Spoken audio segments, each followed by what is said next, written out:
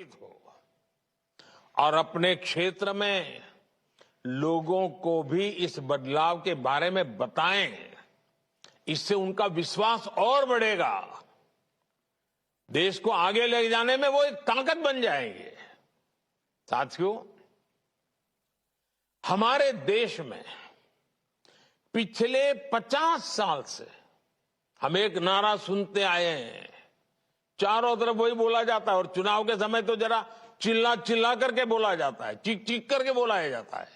क्या नारा है? गरीबी हटाओ।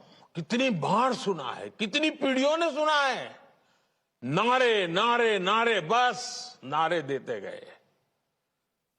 लेकिन जिन्होंने ये नारा दिया उन्होंने कभी गरीब की सूध नहीं ली, गरीबों की परवाह नहीं की और न ही वो गरीबी हटा पाए। एक स्वाभाविक सा प्रश्न है कि जो काम 5 दशकों में नहीं हो सका वो भाजपा सरकार ने इतने कम समय में कैसे करके दिखाया।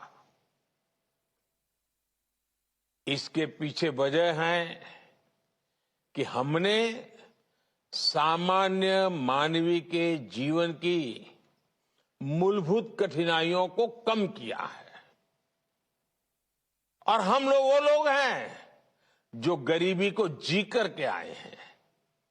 गरीबी की समस्या की जड़ें कहां कहां है, इसका हम लोगों को भली भांति ज्ञान है, अनुभव है।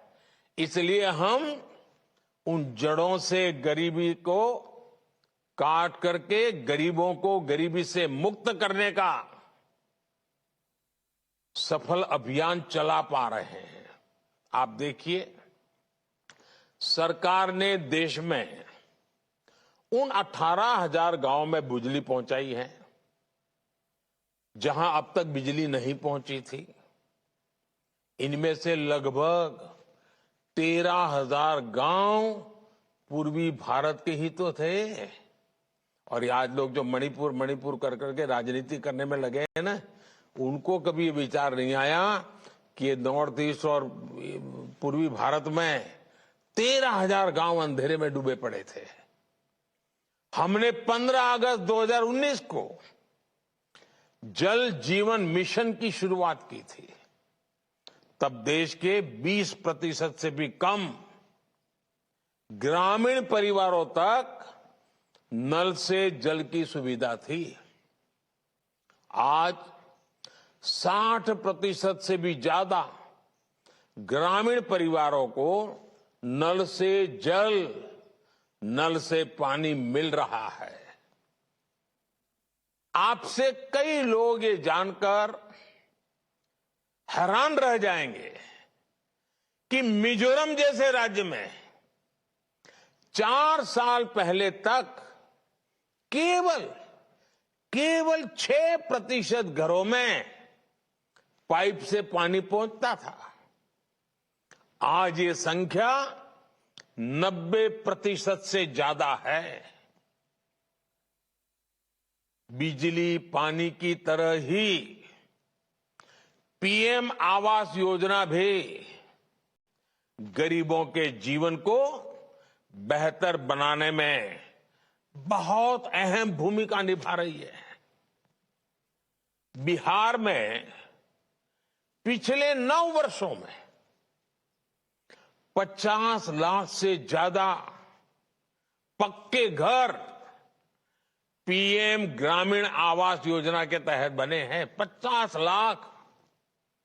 ये हमारे पश्चिम बंगाल में ये सरकार काम भी नहीं करने देती तो भी लगभग 45 लाख गरीब परिवारों को पक्का घर देने का काम हम कर पाए हैं। उधर असम में भी गरीबों के लिए 20 लाख घर बने हैं। इन योजनाओं से गरीब की ताकत बढ़ी है, उसे नए अवसर मिले हैं और वो अब गरीबी में रहना नहीं चाहता है, गरीबी से बाहर निकलने के लिए वो भी हमारे साथ कदम से कदम मिला करके मैदान में उतर चुका है। देश ने अब ऐसी सभी योजनाओं के सैचुरेशन का टारगेट रखा है। 100% जो भी इसके हकदार है, जिनको जो मिलना चाहिए, तो 100% काम पूरा होना चाहिए।